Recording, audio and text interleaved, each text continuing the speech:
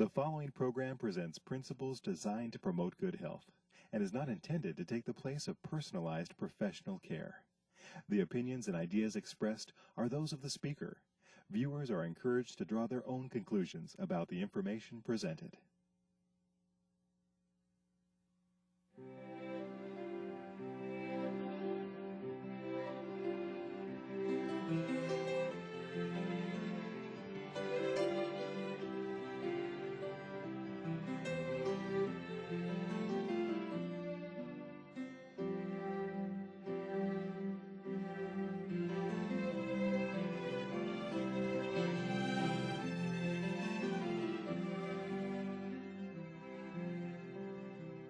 Hello and welcome to Health for a Lifetime. I'm your host, Don McIntosh, and today, if you're stressed, you're watching the right program because we're going to be talking about stress and some simple solutions about how to deal with that. And talking with us about that today is Vicki Griffin. She is an author. She lectures at Michigan State University in areas of nutrition and stress. She's working on a master's degree in nutrition right now and has another master's degree. We're just glad that you're with us today, Vicki. Thank you. You also work with the Michigan Conference of Seventh-day Adventists, which is a large Adventist conference that has all kinds of members. But the impact of that conference goes far beyond Michigan, especially through different ministries like yours. And we're just glad you could be with us today. You've written a book about diet and stress. Is what you're eating you? And that kind of, forms the basis. And it's hard to cover one book in one program, but we're going to try and take a shot at some of the points here. And I think people are going to just find some really good information. So we're glad you're here. And I have some questions for you. We hear a lot about stress. And people say they're stressed out, but really, what is stress? How would you define it?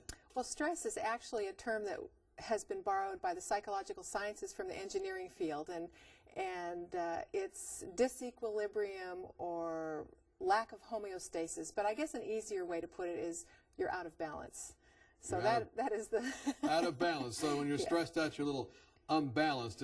It's also been described as the sum total of your responses to the various stressors that exist in your life. Now, you talk in your book about emotional stresses, you talk about physical stresses, you talk about chemical stresses, you talk about environmental stresses, you talk about symbolic stresses and spiritual. Right. I understood all of those except for maybe the symbolic. What's a symbolic stress? Well, a symbolic stressor is something that would elicit a stress response because of a memory. For instance, some people that are very closely associated with 9/11 may never be able to see a picture of a New York skyline without having a pretty significant stress response as a result of that. So that would be a symbolic stressor. A spiritual stressor would be guilt over wrongdoing, something along those lines. A chemical stressor could be caffeine. Large amounts of certain macronutrients could cause a stress response, high-fat feeding regimens, very large amounts of sugar, things of that nature. Drugs can be a chemical stressor. And then you have, of course, the emotional stressors and physical stressors. A physical stressor can be either specific and local, such as a bee sting or a broken arm, or it can be... That does stress people out. It does. Or you could have a non-specific general stressor, such as an autoimmune response or a fever, something along those lines. Okay, so how widespread is the problem of chronic stress? Some of these are acute stressors. Right. You're talking like a bee sting on the end of your nose. But what about chronic stress, this long-term stress? How prevalent is that? Chronic stress is very prevalent in our society today. As a matter of fact, one researcher said that the world is suffering to a large extent from generalized anxiety disorder, which I thought was interesting. But experts estimate that almost 20 million people in the United States suffer from chronic depression, stress-related, that at an annual cost of $47.3 billion a year. As a matter of fact, it's interesting that psychological factors such as stress and depression have a greater impact on healthcare costs than physical factors such as obesity, smoking, and high blood pressure combined. So stress is really stressing people out, not on just the personal level, but on the level of government and how to handle it. Yes, it is quite extensive. So what are some of the common symptoms with stress that we would normally encounter? Well, the list is long. There are the emotional symptoms that, of course, we're all familiar with, the irritability, volatile emotions, and of course, any of these symptoms can be reflective of other disorders, and so it's very important that a person that feels that they're suffering from a stress-related disorder check with their healthcare provider. But emotional stressors can include depression and agitation. Then you have physical symptoms. You can have a queasy stomach, changes in eating habits, for increased sickness and disease. There are behavioral and social effects, job absenteeism, perfectionism, ambivalence, some of these types of things. Isolation is a stressor. And prolonged stress is going to affect different people in different ways depending on the magnitude, length and timing of the stressor, what their own constitutional strengths and weaknesses are, and that their own nutritional status. Well, I mean, it's probably unrealistic to get away from all stress, isn't it? I've known a couple of people in my life that were at the 0 to 1 level, which is an amazing thing, but most people would probably describe themselves somewhere up between 7 and 10. So, I mean, if you get away from all stress, you're probably dead, aren't you? Pretty close. So there, you know, I had another person I talked to that says that there's distress and there's eustress. There's Right. good stress and there's bad stress. Well, stress in itself is a good thing when it's the stress system activities is critical to human function. That's what gives us the energy to get out of bed in the morning. It's what heightens your memory when you're about to take an exam. It gets you ready for a race. It puts the enthusiasm and charge into life. And so stress system activity is a really good thing. It's just that when it becomes chronic, then two different scenarios can happen. You can either have chronic hyperactivity of the stress system, which is associated with certain diseases, or you can have chronic underactivity of stress system, and that has its own list of woes that Now, you talked about common symptoms, and then you talked about metabolic symptoms. What are metabolic symptoms of well stress? I guess that's referring to the long-term stress system activity. When you have, it's really interesting because there's a crosstalk that occurs between the stress system and the immune system, and they counter-regulate each other somewhat like a teeter-totter or a seesaw. When one is up, the other one tends to go down, and vice versa. So a chronic increase in stress system activity, and I'm referring specifically here to a specific stress hormone, cortisol. Chronic hypercortisolism, too high levels of cortisol, is associated with immune dysfunction, hypertension, insulin resistance, abdominal obesity, atherosclerosis, some of the lifestyle diseases that we're real familiar with, premenstrual syndrome and hyperthyroidism, as well as obsessive compulsive disorder, chronic active alcoholism, chronic excessive exercise, and So vulnerability all to these addiction. things are related to... Too much stress system activity. So at the same token, you can actually have the reverse happen where you have too low a stress system activity as a result of being chronically stressed. And that is often indicated by low serotonin, obesity, increased vulnerability to inflammatory and autoimmune diseases, and we certainly do see an upswing in those in recent years.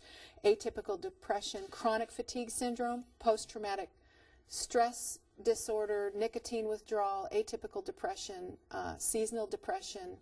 So those all these syndromes. things, all these different things, I mean, this is a huge barrage of different things all Right. under the rubric of stress. Right. And in your book, I'm sure that you break this down. You look Well- at some of these, you talk about some of these, you say, if this is what you have and this is the stress element of that, what to do about it. Right. We've put this book together in conjunction with some other researchers and specialists who have knowledge, specific knowledge in this area. And yes, we want people to understand how tightly linked the stress system and the immune system are. And one of the things that fascinates me about a stress system that has gone awry, particularly heightened levels of cortisol, is that when stress system activity is dysfunctional, it is acutely tied in with a less of an ability for the brain to generate new nerve cell activity. And so it has an effect on learning. It has an effect on the ability to meet challenges. The opposite of depression is not joy. The opposite of depression is actually resiliency. Resiliency means the ability to bounce. It means the ability to have the resources to meet a challenge. And so when a person is chronically stressed, whatever the end result of that chronic stress is, it tends to create a metabolic scenario for depression, as distinguished from sadness. There is a difference. But depression, then it tends to lower that person's cognitive ability to meet challenges. Sure, you're stressed out, so you just can't think as well. You can't get things done. You can't learn, you can't meet challenges. And that really sets up a foundation for addictive behavior, because then you start to self-medicate with either drugs or food or some activity to try to feel better. Just so kind of beat down, you need something to put some pep in your step. That's right. Okay, so the book and breaking down some of these components, your website is lifestylematters.com, just spelled out. And there on the website, it kind of breaks down these different things and gives information about this. Well, it gives information how you can access the resources to learn more. Now, how does stress affect nutrient metabolism? You talk about that a little bit. You know, in other words, I guess when you eat something or ingest something that's nutritious and you're stressed out, what does that do to the ability to metabolize that? Well, what we eat is if we eat good foods, if we make healthful choices, nature has a stress protective system built into those good foods that actually protect us against stress response, and in several different ways. When you have a nutrient poor diet, I call it the chips, chops, and lollipops lifestyle. When your diet is high in refined junk foods, stimulants, caffeine, lots and lots of sugar, high fats that are poor quality fats, that kind of thing, it actually creates another tax on the stress system. It actually increases stress hormone production. And so when you are stressed, your body uses nutrients at a more rapid rate. And so when you take in very poor quality food, it actually throttles up the stress response, uses nutrients and stress protective nutrients such as magnesium and the B vitamins at a faster rate, impoverishing the system even more, taxing the system even more, creating a scenario for cravings. So you've said two things. You've said that the nutrient metabolism is compromised by stress, but even more so if you're eating junk foods. If you're eating poorly, it actually makes the stress response more sensitive. In other words, you will be more likely to have a stress response more quickly. When you do have that stress response, it will be higher and it will last longer and it will do more damage at the end organ. I think a quote by Paul Roche from Stress Medicine is probably appropriate here. He said, "A faulty diet can certainly be a source of stress. Conversely, stress can lead to poor dietary habits." So it's not sort of a vicious cycle that gets set up. So it leads to it, but it also can be a result of it. Exactly, and that's the part that a lot of people don't understand. They don't think about the fact that when they're eating some junk food item for breakfast instead of fresh fruits and whole grains and some good nuts or that type of nice high fiber plant foods in the morning, they don't realize that they are actually affecting stress system sensitivity. It's not just that they're not getting nutrients, it's that what they are taking in terms of large amounts of certain macronutrients is going to affect the stress system in a negative way as well. So the way nutrition affects things, I think we have a list of that we'll look at. It really, what you eat is important. It says here that the sensitivity of the stress response, how fast the trigger goes off, yes. And then how intense the reaction is related to what you eat as well, is that right? That's exactly right. And how much damage done to the target organ, whether it's muscles, heart, brain, all of those things, the vessels, and how long it takes for the stress hormones to return to base level. And that's a whole interesting question in itself, because studies are coming out now showing that with a high-fat feeding regimen, and we're not talking about the good healthy fats that we all want to incorporate in our diet, because fats are good things, but when we're having large amounts of saturated fats and trans fats, the heavy high-fat animal products, the fatty meats and the fatty cheeses and the chips and the trans fats that we find in the refined processed foods, when we have large amounts of those kinds of things, it actually, there's a quote from Journal of Physiology that dietary fat actually acts as a background form of chronic stress, causing the elevation of several stress hormones. So it provides an environment to just potentiate stress. Exactly. And not necessarily positive stress here, No. Negative. They're chronic talking stress. about stress hormones, because the stress hormones at the base level, when you're at your calmest, they will be high. They will be elevated, which means that your ability to cope with challenges is compromised, your ability to learn is compromised, your ability to be resilient in challenging situations, to cognitively process is challenged. And there's another quote that follows up with this. It says, stress responsivity is briefly enhanced during initial access to high-fat regimens. So there's an initial response that is challenging, but continued high-fat feeding results in an impaired ability to even restore basal or normal stress hormone levels after a stress response. So there's a dysregulation of stress system activity that is associated with poor diet. And I think that's important for people to understand, because when we're stressed, we want to eat junk food. We want to eat sweets and sugar. We want those fatty chips. And so how important it is when we're not stressed to be making the choices that are going to buffer us against those challenging times.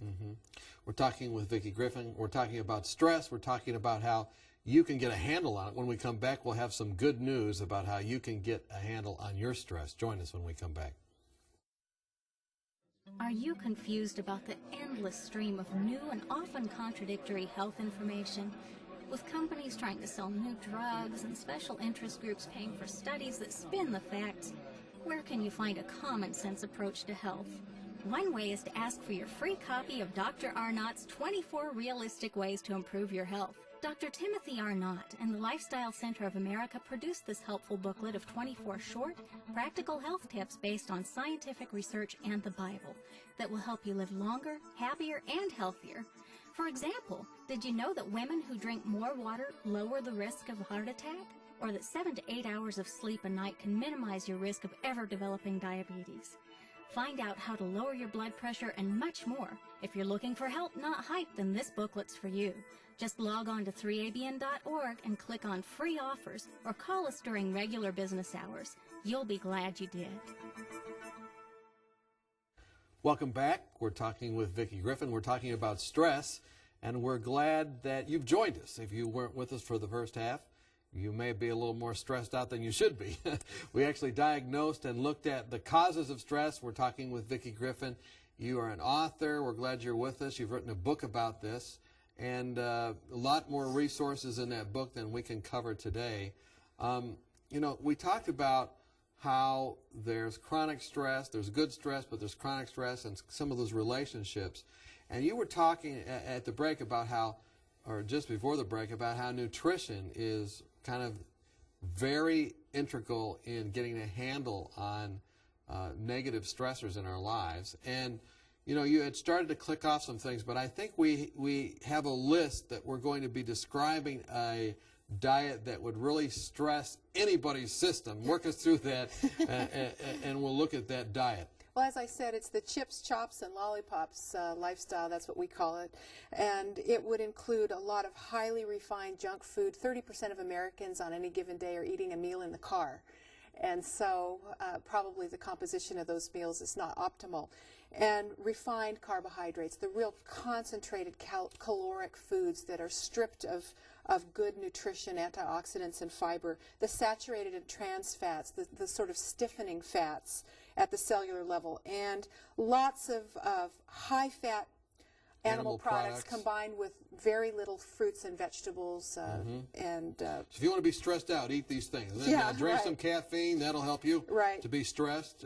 Juice up with some soft drinks and alcohol, and you'll just top If it you off. want to be stressed, you're looking, how can I stress myself out? That's the recipe.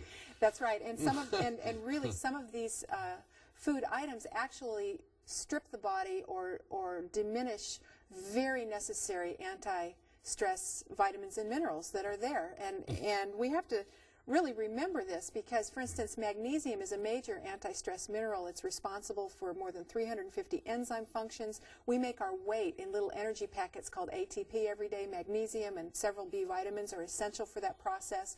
A high sugar, high caffeine diet Just really take those out. High fat tends to cause magnesium loss and tends to cause disruption.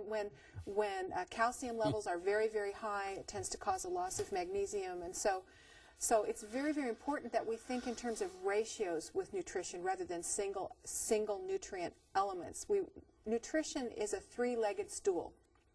And what we want to optimize is absorption, utilization, and retention. Those are the three legs of that nutrition stool. And the best way to get optimal absorption of nutrients, optimal utilization, and optimal retention of good nutrients is to have them as much of the fresh food in its natural form as possible. Okay, so you're moving to what's good. Right. But we've gone through the list of what's bad, all those junk foods, chops, lollipops, and what was the other thing? Chips, chops, and lollipops. Right, and now, so we have a list here of good things. If you want Right. to move from stressing yourself out with food to not stressing yourself out and getting yourself ready to handle whatever the day has to bring to you, this is the list, It isn't it? would be a focus on plant foods, just a focus on those Okay. beautiful, rich... Lots of color. Yes, and we call the produce department the Department of Defense. Okay. So in the morning, instead of the coffee and donut, for instance, you could have a nice whole grain cereal. Strawberries, blueberries, grapes, maybe,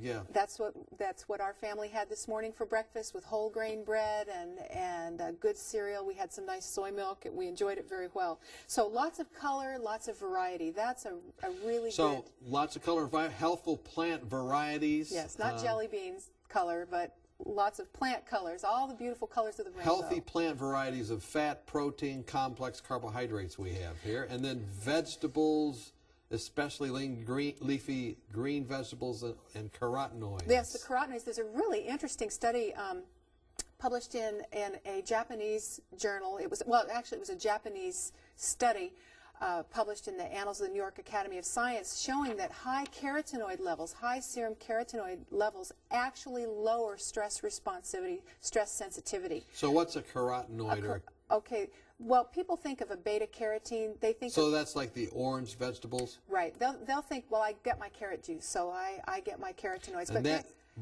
that protects you from stress. Right. Well, there are actually more than 500 carotenoids in the plant kingdom, and so all of the beautiful, colorful orange and yellow and red vegetables are. The green vegetables are such a great source of stress protection. It lowers the sensitivity to stress responsiveness, so the triggering is lowered, and also the damage done at the end organ is lowered. That's a great thing. Whole grains, beans, legumes, fresh fruit varieties, and plant fats, and Right. also water.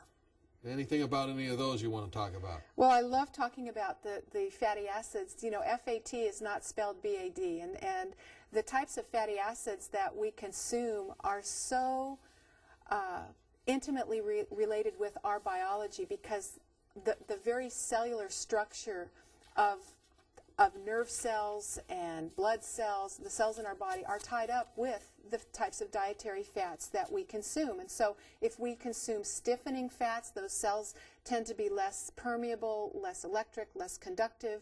But when you have these healthy plant fats that we find in the olives and olive oil and avocados and nuts are 65% monounsaturated fat. When we enjoy those great fats, I enjoy using some canola oil or soy oil as a good source of omega-3 fatty acids, but you can also get those omega-3s in the flax seed and walnuts. And So when you enjoy those, they're flexible fats, and Yes. you're going to be a flexible person. they are actually, there's a linear relationship with clinical depression and higher amounts of those saturated fats. When the cellular structures begin to they reconfigure with these more flexible fats, there are lower levels of impulsivity. Not that diet cures everything, Right. but it makes a difference. So you can have your brittle fats, and you're going to be a brittle person, and you could have your more relaxed. Hey, that's interesting. We want a diet that that makes us strong and supple, not stiff. Okay, why is it important to control stress? What are some of the reasons? I mean, and we're talking about it, and lots of people probably already have an idea, but I think we have a list to look at. Well, I think one of the most important reasons that I try to control stress in my life, and I'm one of these people that's naturally kind of a high-stress person, but Really? but I use diet and exercise as a way to lower anxiety and control stress, and of course my Bible time, all of those things help to lower stress. Because it hinders your learning, it says here? Absolutely. And it impairs your memory? Yes, it actually does, because it's been demonstrated that elevated levels of cortisol in the brain actually sort of eat away at the hippocampal areas of the brain, which are involved with memory and can end up with chronic depression. So we're looking at memory impairment. Under high stress, chronic high stress, new nerve cell generation does not take place in the brain. So you got to be unstressed if you're going to learn and if you're going to remember things. yes. And you want to control it because you don't want to develop chronic depression, and then also physical disease. That makes sense. Emotional deterioration and loss of resiliency. Yes, depression is a loss of resiliency. And we have to remember, too, that there are a lot of stressors that we can't do anything about in our lives. But the really important thing to remember in studies with centenarians is that they didn't escape stress. They went through the Holocaust. They lost spouses. They had sickness. They had many challenges. But it's the way in which they approached and thought about those circumstances that made the difference. Now, a quick summary here. I just want to look at really 8 things real quickly here. What important ways to manage stress you have. Yes. And you have exercise, you have water, you have a balanced schedule, you have rest, relationships, and trust in God. We just looked at it at the screen, but let's talk about it a little bit as we're closing up. When I exercise, I do so because I know, I know that exercise has been called the greatest anti-anxiogenic remedy in existence. And what that means is that it lowers anxiety. A 10-minute walk can boost mood or improve mood for 1 hour. And so I really utilize this as a tool in my life. I imagine that, all of these other things are covered in your book in detail. Yes. And you've written an excellent book. All of this information can be accessed by going to your website, lifestylematters.com. You can figure out how to access this. But one last thing. What about trust in God? What does that have to do with stress reduction? Well, we spend a lot of time praying for God to remove obstacles and problems in our lives. But for one thing that the Lord prayed, he said, I pray not that thou remove them out of the world, but that thou keep them from evil. And Paul said, we are troubled on every side, yet not distressed. So God has given us a lifestyle with his comfort and the aid of his Spirit to help to grow a more resilient personality, an ability to meet challenges. Lifestyle is a very real part of his protective package for us. We've been talking with Vicki Griffin. Thanks for being with us, and thank you for being with us, and we hope that you have health as a result that lasts for a lifetime.